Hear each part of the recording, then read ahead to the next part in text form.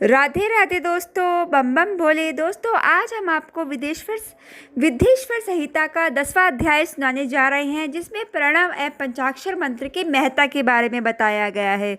तो चलिए बिना देरी करे हुए शुरू करते हैं। ब्रह्मा और विष्णु ने पूछा, प्रभु सृष्टि यदि 5 कृत्यों के लक्षण क्या है, यह हम दोनों को बताइए। भगवान शिव बोले, मेरे कर्तव्यों को समझना अत्यंत गहन है, तथापि मैं कृपा पूर्वक तुम्हें बता रहा हूँ। सृष्टि, पालन, संहार, तिरोभाव और अनुग्रह मेरे जगत संबंधी 5 कार्य हैं जो नित्य सिद्ध हैं। संसार की रचना का आरंभ सृष्टि कहलाता है। मुझसे पालित होकर सृष्टि का सुस्थिर रहना उसका पालन है, उसका विनाश ही संहार है। प्राणों के उत्क्रमण को तिरोभाव कहते हैं।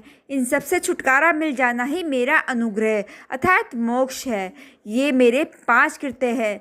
सृष्टि यदि 4 कृत्य संसार का विस्तार करने वाले हैं, 5वां कृत्य मोक्ष का है।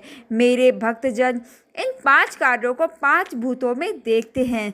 सृष्टि धरती पर, स्थिति जल में, संहार अग्नि में, तिरोभाव वायु में और अनुग्रह आकाश में स्थित है।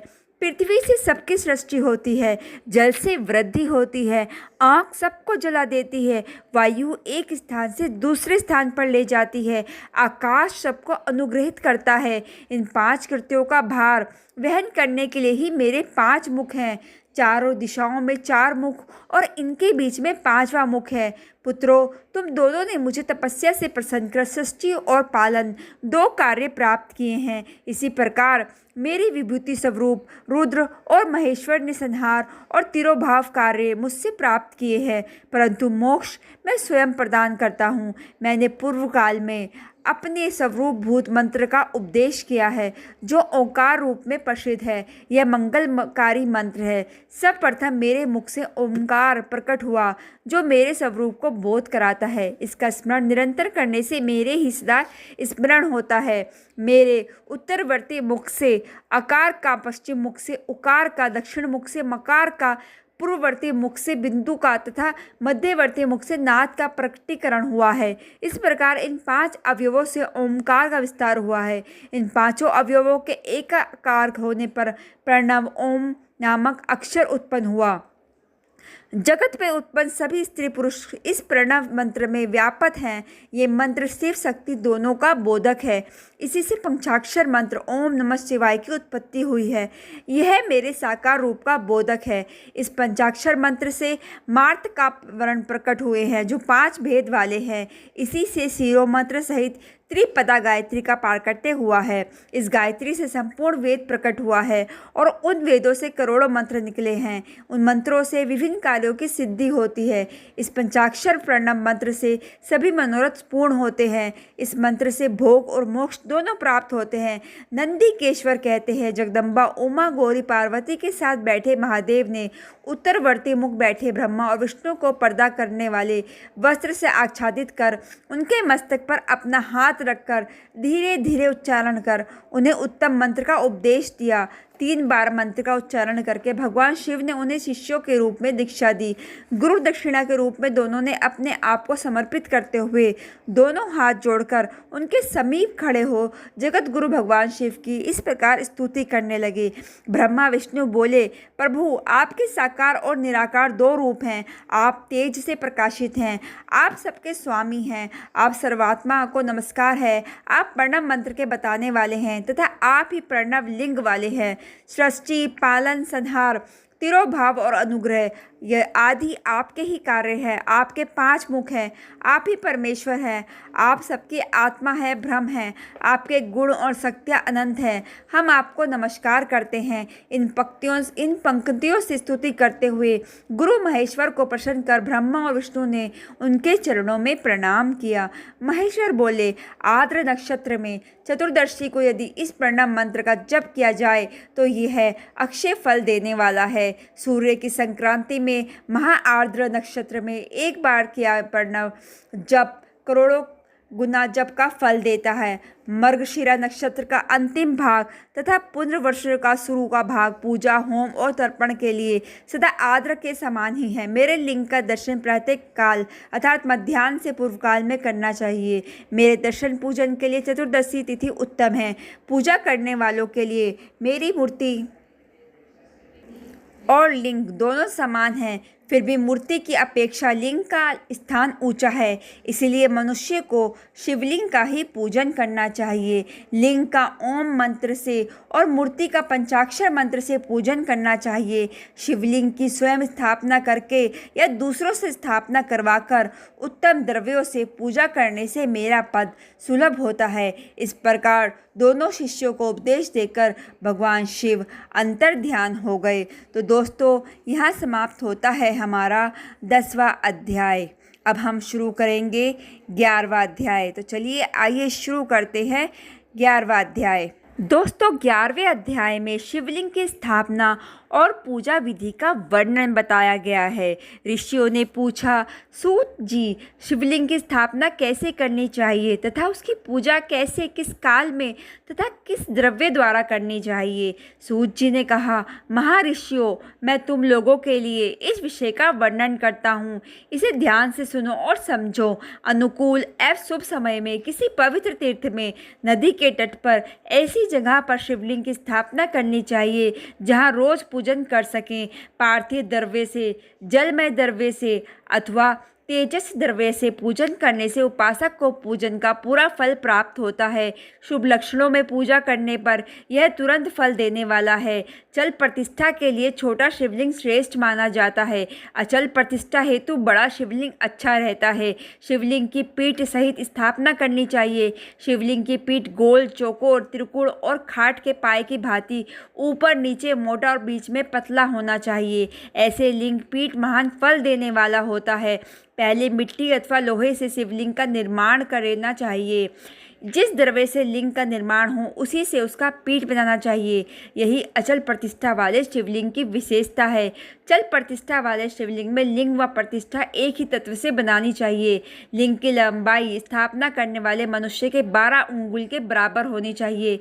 इससे कम होने पर फल भी कम प्राप्त होता है, परंतु 12 अंगुल से लंबाई अधिक भी हो सकती है। चल लिंग में लंबाई स्थापना करने वाले के 1 अंगुल के बराबर होनी चाहिए, उससे कम नहीं। यजमान को चाहिए कि पहले वे शिल्प शास्त्र के अनुसार देवालय बनवाए तथा उसमें सभी देवगणों की मूर्ति स्थापना करे। देवालय का गर्भगृह सुंदर, सुदृढ़ और स्वच्छ होना चाहिए। उसमें पूर्व और पश्चिम में 2 मुख्य द्वार हों। जहाँ शिवलिंग की स्थापना करनी हो उस स्थान के गर्त में नीलम, लाल, वैद्युत, श्याम, मरकत, मोती, मूंगा, गोमेद और हीरा, इन 9 रत्नों को वैदिक मंत्रों के साथ छोड़ें। 5 वैदिक मंत्रों द्वारा 5 स्थानों से पूजन करके अग्नि में आहुति दे और परिवार सहित मेरी पूजा करके आचार्य को धन से तथा भाई बंधुओं को मन चाही वस्तुओं से संतुष्ट करें। याचकों को सुवर्ण, गृह एवं भू संपत्ति तथा गाय आदि प्रदान करें। स्थावर जंगम सभी जीवों को यत्न पूर्वक संतुष्ट करें। एक गड्ढे में सुवर्ण तथा 9 प्रकार के रत्न भरकर वैदिक मंत्रों का उच्चारण करके परम कल्याणकारी महादेव जी का ध्यान करें। तत्पश्चात नाद घोष से युक्त महामंत्र ओमकार का उच्चारण करके गड्ढे में पीठ युक्त शिवलिंग की स्थापना करें। वहाँ परम सुंदर मूर्ति की भी स्थापना करनी चाहिए तथा भूमि संस्कार की विधि जिस प्रकार शिवलिंग के लिए की गई है उसी प्रकार मूर्ति की प्रतिष्ठा भी करनी चाहिए। मूर्ति की स्थापना अर्थात प्रतिष्ठा पंचाक्षर मंत्र से करनी चाहिए। मूर्ति को बाहर से भी लिया जा सकता है, परंतु वह साधु पुरुषों द्वारा पूजित हो। इस प्रकार शिवलिंग व मूर्ति द्वारा की गई महादेव जी की पूजा शिव पद प्रदान करने वाली है। स्थावर और जंगम से लिंग भी 2 तरह का हो गया है। वृक्ष, लता आदि को स्थावर लिंग कहते हैं और कृमि, कीट आदि को जंगम लिंग। स्थावर लिंग की ओर सींचने चाहिए तथा जंगम लिंग को आहार एवं जल देकर तृप्त करना चाहिए।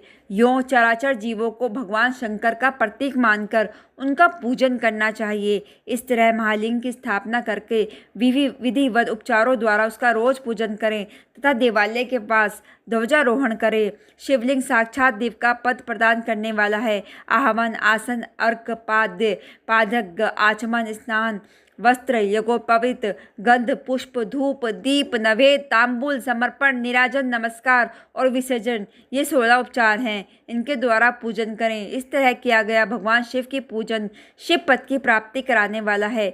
सभी शिवलिंगों की स्थापना के उपरांत चाहे वे मनुष्य द्वारा स्थापित ऋषियों या देवताओं द्वारा अथवा अपने आप प्रकट हों, सभी का उपयुक्त विधि से पूजन करना चाहिए, तभी फल प्राप्त होता है। उसकी परिक्रमा और नमस्कार करने से शिव पद की प्राप्ति होती है। शिवलिंग का नियम पूर्वक दर्शन भी कल्याणकारी होता है। मिट्टी, आटा, गाय के गोबर, फूल, कनेर, पुष्प, फल, गुड़, मक्खन, भस्म अथवा अन्न से शिवलिंग बनाकर प्रतिदिन पूजन करें तथा प्रतिदिन 10,000 प्रणव मंत्रों का जाप करें अथवा दोनों संध्याओं के समय 1 सहस्त्र प्रणव मंत्रों का जाप करें। इससे भी शिव पद की प्राप्ति होती है। जब काल में प्रणव मंत्र का उच्चारण मन की शुद्धि करता है। नारद और बिंदु से युक्त ओमकार को कुछ विद्वान सम्मान प्रणव कहते हैं।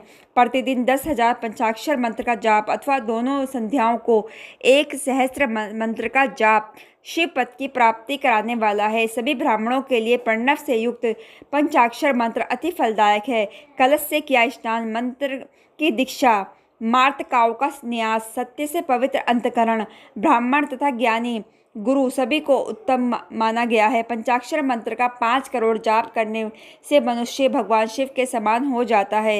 1, 2, 3 अथवा 4 करोड़ जाप करके मनुष्य क्रमश ब्रह्मा, विष्णु, रुद्र तथा महेश्वर का पद प्राप्त कर लेता है। यदि 1000 दिनों तक प्रतिदिन 1 सहस्त्र जाप पंचाक्षर मंत्रों का किया जाए और प्रतिदिन ब्राह्मण को भोजन कराया जाए तो इससे अभिष्ट कार्य की सिद्धि होती है।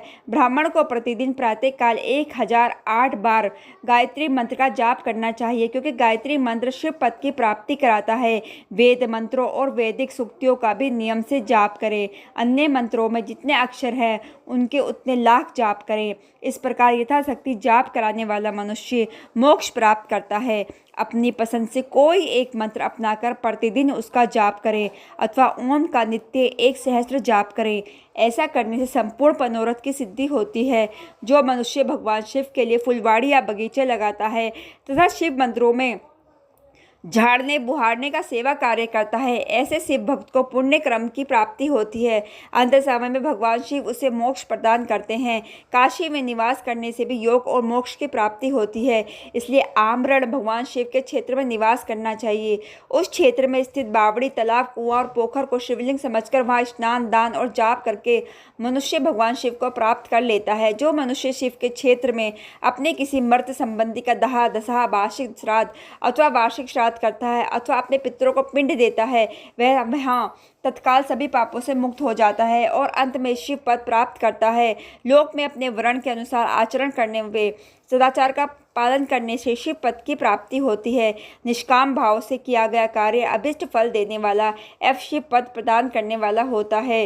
दिन के प्रातः, माध्यम और साय 3 विभाग होते हैं। इनमें सभी को एक एक प्रकार के क्रम का प्रतिपादन करना चाहिए। प्रातःकाल रोजाना दैनिक शास्त्र क्रम, मध्यम सकाम क्रम तथा सायकाल शांति क्रम के लिए पूजन करना चाहिए। इसी प्रकार रात्रि में 4 प्रहर होते हैं। उनमें से बीच के 2 प्रहर निश्चित काल कहलाते हैं। इसी काल में पूजा करनी चाहिए, क्योंकि यह पूजा अभिष्ट फल देने वाली है।